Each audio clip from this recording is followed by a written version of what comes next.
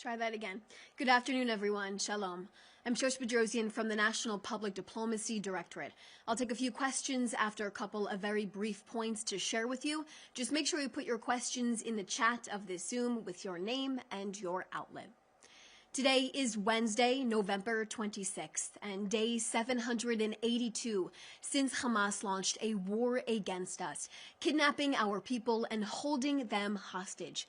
On Tuesday evening, our IDF forces inside of the Gaza Strip received the remains of a hostage from the Red Cross. Those remains were supposedly found and located by the terror group Palestinian Islamic Jihad nearly 2 days ago, constituting as a blatant violation as the terror group decided not to return those remains immediately. Now, following the completion of the identification process by the Forensic Institute and informing the family this morning, the remains of this deceased hostage who finally returned home is Dror Or of blessed memory. Dror's story is a dark reminder of the horrors our people endured on October 7th and afterwards as hostages. It's also a reminder of the sickening, grotesque, and barbaric actions Hamas and its Palestinian terror alliances took on October 7th to brutalize our people, murder them for being Jewish, and massacre them in ways we will never forget. Dror Or was 48 years old. He was a father of 3 and a husband to Yonat of blessed memory from Kibbutz Be'eri. Dror worked for many years at the Be'eri dairy and specialized in cheese making there. He even spent time in Italy to understand the craft of it. He was also a chef and a yoga teacher.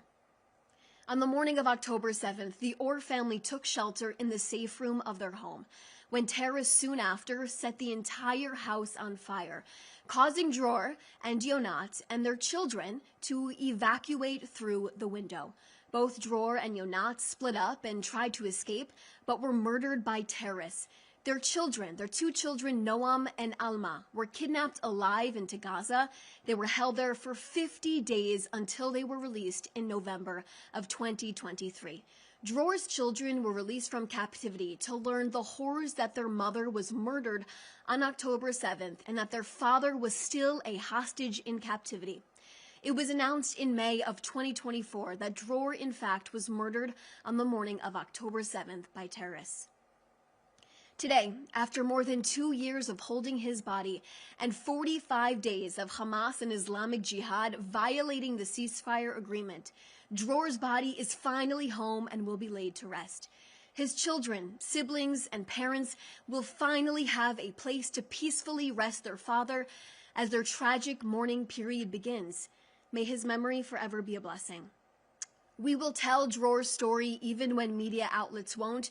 We will tell the stories of our other 2 hostages, Ran Gvili, Sutiask Rintalak, when the media won't. We will continue to remind the media and the world that we still have 2 more hostages in captivity, 2 more hostages, a violation under the ceasefire, as Hamas and other terror factions inside of Gaza claim they can't find them. Palestinian terrorists took our people on October 7th, and you do not just lose people, you take captive. Prime Minister Netanyahu has made it clear. We will not rest until all of our hostages are back home. We will do everything to bring back home our people. Under his leadership, we have recovered and rescued 253 hostages, and of those, 168 were recovered alive, and 85 of them were recovered deceased. Next, violation after violation. On Tuesday, another terrorist was identified crossing the yellow line in northern Gaza and approaching our IDF troops, where they posed an immediate threat to our soldiers. The terrorist was therefore eliminated. Also on Tuesday, 5 armed terrorists who likely emerged from an underground tunnel in eastern Rafah were identified by our soldiers and eliminated.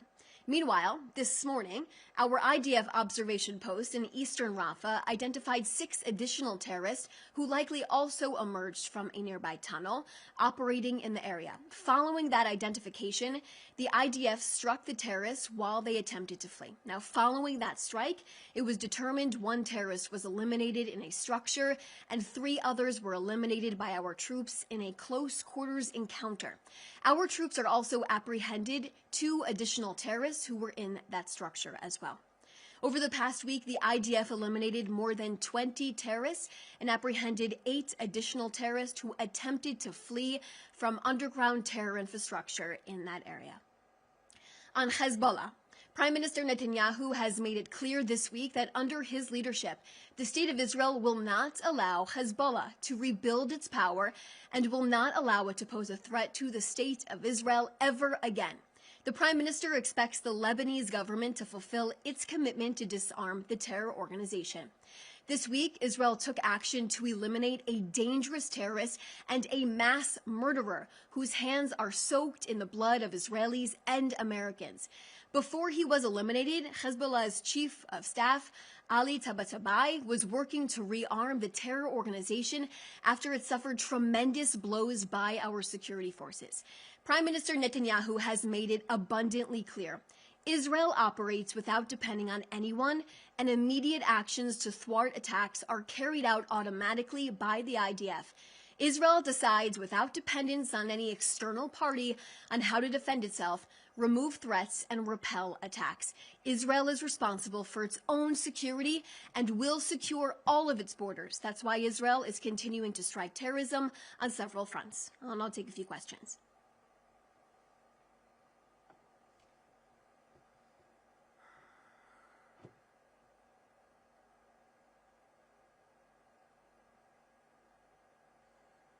Okay, the first question, Alexander Cornwell, that I see here from Reuters.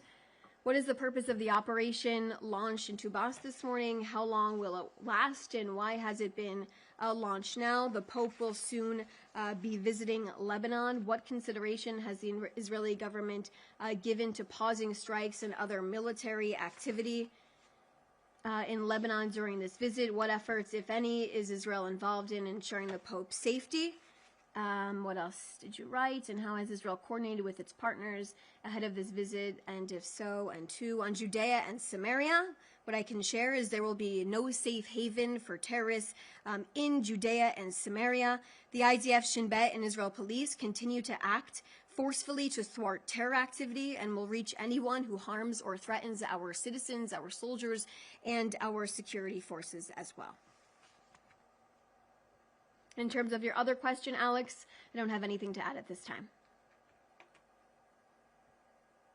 Okay, Paula, regarding the militias trapped in the tunnels and in southern Gaza, what happened to the agreement to give them a safe passage? I have nothing to add on that at this time.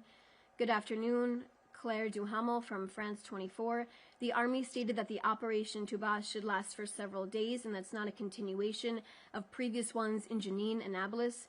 So what are the objectives of this new operation, and how does it differ from the previous one? Any specific questions you have on this, I refer you back to the IDF. But like I said, specifically on Judea and Samaria, we will continue to ensure that there is no safe haven for terrorists inside of Judea and Samaria, and our security forces will continue to act forcefully to thwart terror activity and will reach anyone who wants to harm our citizens and our soldiers. On Tuesday night, the IDF, Shin Bet, and Border Police launched a large-scale counter-terrorism operation in northern Samaria. Yesterday, Tuesday, the circle was closed with all of the terrorists responsible for murdering Israelis in Judea and Samaria. And that is exactly what I can share with you on that. But for specific questions, please reach out to the IDF on that. Itai Stern from NPR. Was the killing of 6 Hamas members in the tunnels in Rafah carried out with the approval of the American administration as well? In the past, it was reported that the White House had asked Israel to release the Hamas operatives who were in the tunnels. Any specific questions? I'm assuming you're speaking about the incident with these terrorists in the tunnels that took place over the last day. I suggest for you to reach out to the IDF for more specific details on that. But Israel will continue to act independently, and we will do so to protect our soldiers and our citizens as well. So those are all the questions that I see right now. I'm also seeing a question from Joel Pollack from California Post. Are there any Thanksgiving thoughts at this time? Well, we know that Thanksgiving is tomorrow. We wish our American partners a happy, joyous Thanksgiving. There's a lot to be thankful for, like the great partnership the United States and Israel has.